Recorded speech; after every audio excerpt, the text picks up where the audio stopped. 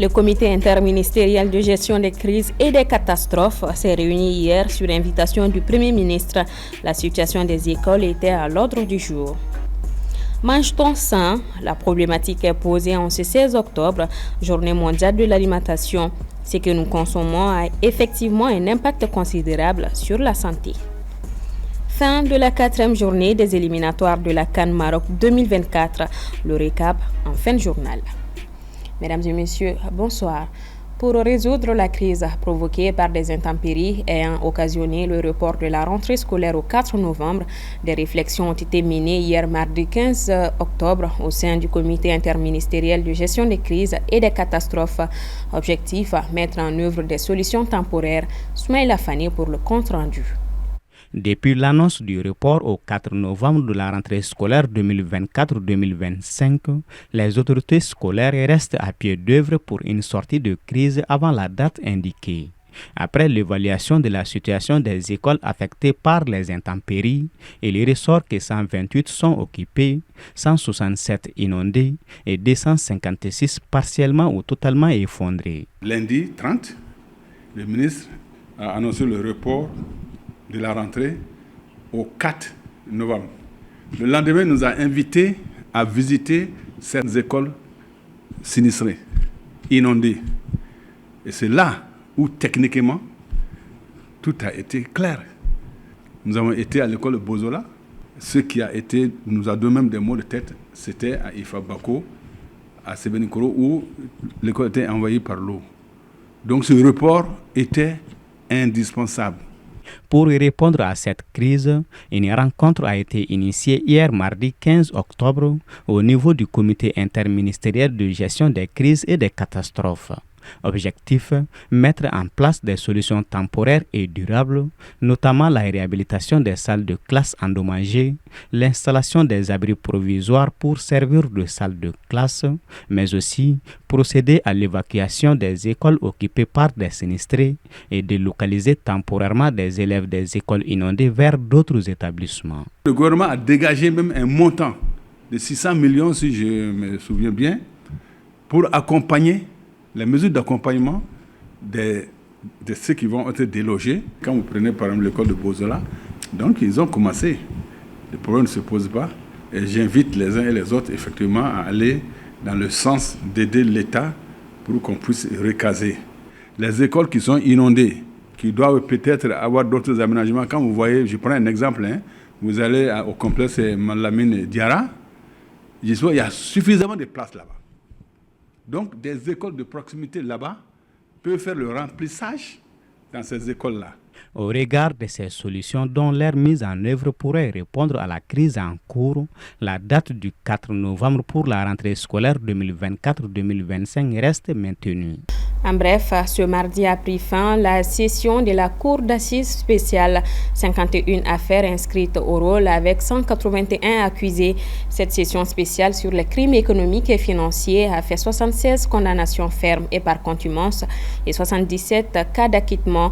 Les dossiers ont concerné notamment les aéroports, l'énergie et l'eau, l'hôpital Point G, l'avion présidentiel et les équipements militaires, entre autres. Au terme des travaux, la Cour a ordonné le remboursement de plus de 110 milliards de francs CFA et près de 500 millions de francs CFA au profit des victimes. La Fédération africaine des associations des personnes de petite taille a tenu aujourd'hui sa première assemblée générale au Centre international de conférence de Bamako. Djeneba Samaki. L'Assemblée générale de la Fédération africaine des associations des personnes de petite taille s'est tenue en marge au forum de la Fédération qui s'est ouvert lundi 14 octobre.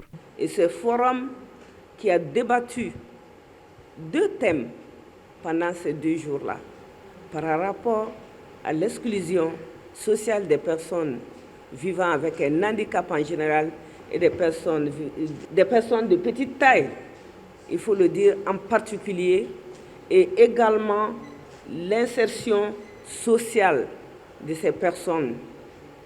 Déjà, je dirais que cette insertion sociale au niveau du Mali est une réalité. Au cours de cette assemblée, les membres ont analysé l'état de santé de la fédération, fait les rapports moraux et financiers, procédé à la relecture et l'adoption des textes et à la mise en place des nouveaux bureaux exécutifs. Avec l'insécurité et tout ce qui s'est passé dans les différents pays africains, raison pour laquelle ça a eu 14 ans. Donc, on n'a pas pu organiser l'Assemblée générale. Et cette année, avec l'organisation de la deuxième édition du Forum africain des personnes de petite taille, nous avons voulu, avec la participation de 10 pays, faire la première Assemblée générale de la Fédération africaine des associations de personnes de petite taille. Plusieurs délégations africaines sont présentes à cette rencontre de Bamako. Je suis là aujourd'hui pour défendre notre cause concernant la discrimination basée sur nous. Mon objectif ici, c'est de faire porter la voix des personnes de petite taille à travers les plaidoyers pour que nous puissions aussi vivre pleinement, être épanouis dans la société. À l'issue des travaux, un nouveau bureau sera mis en place afin de mieux défendre et valoriser leurs causes, tant au plan national, continental qu'international. La journée mondiale de l'alimentation, célébrée chaque 16 octobre depuis la fondation de la FAO en 1945, offre l'occasion de poser la problématique de ce que nous consommons. Le thème de cette année, le droit aux aliments au service d'une vie et d'un avenir meilleur, offre l'occasion de se questionner sur la bonne alimentation dans notre pays. Aminata Keita. Selon le Fonds alimentaire mondial FAO, environ 2,8 milliards de personnes dans le monde ne peuvent se permettre un régime alimentaire sain et jusqu'à 783 millions de personnes sont confrontées à la faim en raison de conflits, de chocs climatiques répétés et de ralentissements économiques. Au Mali, selon l'Association malienne pour la solidarité et le développement, l'alimentation est à revoir, surtout avec l'utilisation excessive d'engrais chimiques qui, pour eux, est la principale cause de beaucoup de maladies.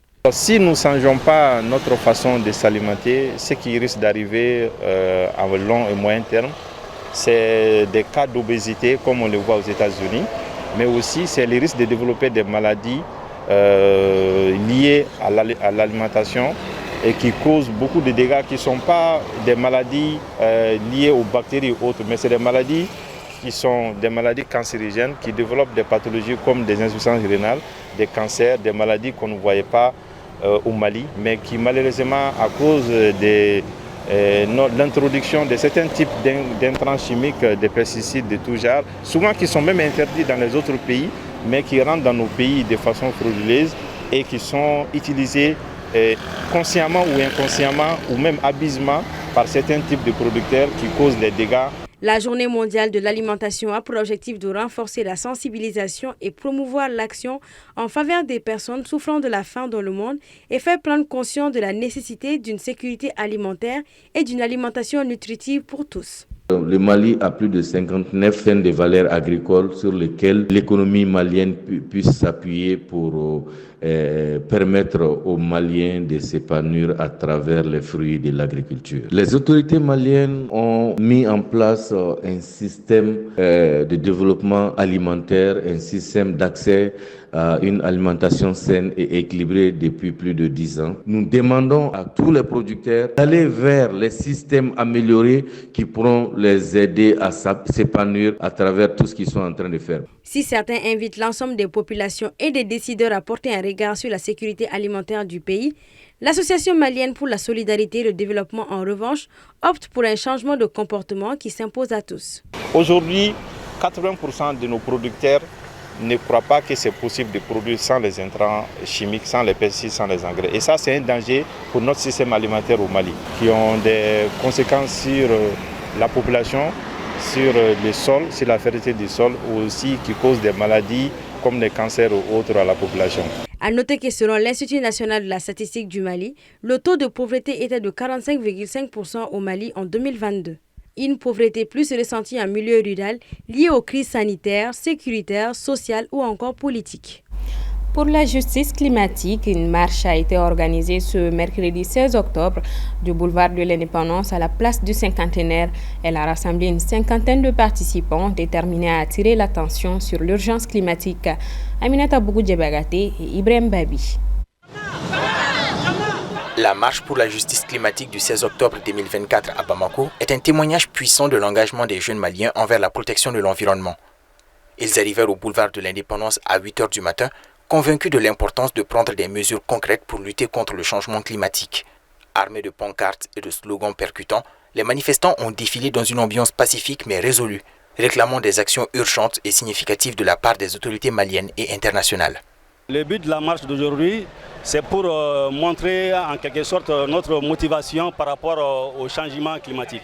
Faire montrer aux yeux du monde entier que nous sommes là, que effectivement nous avons une vision, donc une vision qui se fait suivre, disons, d'action aussi, donc pour au moins que les gens nous reconnaissent et qu'ils sachent qu'au moins au Mali, il y a des jeunes qui sont engagés effectivement pour les causes climatiques. Les orateurs ont souligné la nécessité de réduire les émissions de gaz à effet de serre, de protéger les écosystèmes locaux et de garantir un avenir durable pour les générations à venir. Ils ont également mis en lumière l'importance de la justice sociale dans la lutte contre le changement climatique, appelant à des solutions équitables qui tiennent compte des populations les plus vulnérables. Moi, c'est ma première participation à la caravane et je trouve que c'est une très bonne initiative. Je lance un appel à toute la jeunesse malienne de se mobiliser pour les effets du changement climatique. Les jeunes organisateurs de la marche ont appelé les décideurs politiques à écouter la voix de la jeunesse et à prendre des mesures ambitieuses pour lutter contre le changement climatique. Ils ont insisté sur le fait que la crise climatique nécessite une réponse globale et concertée et ont encouragé les citoyens à continuer de se mobiliser pour défendre la planète. Parlons sport à présent. Hier mardi a marqué la clôture de la 4e journée des éliminatoires de la CAN 2025 qui se tiendra au Maroc. Plusieurs équipes sont déjà qualifiées pendant que d'autres ne sont toujours pas fixées sur leur sort. Assetoumani Koulibaly pour le récap. La 4e journée des éliminatoires de la CAN 2025 qui s'est achevée hier mardi 15 octobre a permis de lever le suspense en déterminant les premiers qualifiés pour la phase finale. Plusieurs équipes sont d'ores et déjà assurées de voir la compétition à l'instar de certaines. Première équipe à composter son ticket, le Burkina Faso. Dimanche dernier, ce sont les étalons du Faso qui ont arraché leur place en s'imposant sur l'équipe burundaise 2-0. Outre le Burkina Faso, l'on peut également retenir la qualification des équipes comme le Sénégal, l'Algérie, l'Égypte, le Cameroun, la RD Congo et le Maroc, qualifiés d'office, étant pays hôte de la CAN. Une 4e journée qui ne s'est pas déroulée comme prévu pour d'autres. Le Mali, cité en exemple, avait l'occasion de se qualifier pour la phase finale ce mardi grâce à une victoire sur la Guinée-Bissau. Mais, pour faute de match nul, les hommes de Tom Saint-Fit devraient attendre la 5e journée avant de connaître leur sort. Les Aigles n'avaient besoin que d'un point pour retrouver la première place de sa poule I, en décrochant par la même occasion le 6e pour le Maroc. La Côte d'Ivoire, champion d'Afrique en titre, s'est inclinée face à la Sierra Leone, toujours à l'occasion de la 4e journée bouclée hier mardi 15 octobre. Bien qu'ils demeurent leaders de leur groupe G avec 9 points, les hommes des Mers Fayet ne sont pas encore qualifiés pour la prochaine CAN. À noter qu'en cas de défaite de ces deux matchs, au compte de la 5e journée, les éléphants de la Côte d'Ivoire seront éliminés d'office. Pour rappel, la 5e journée de la CAN Maroc 2025 aura lieu le 15 novembre prochain. Fin de ce 1945. Merci à vous de l'avoir suivi. À demain pour une nouvelle page d'actualité. Bonsoir à tous.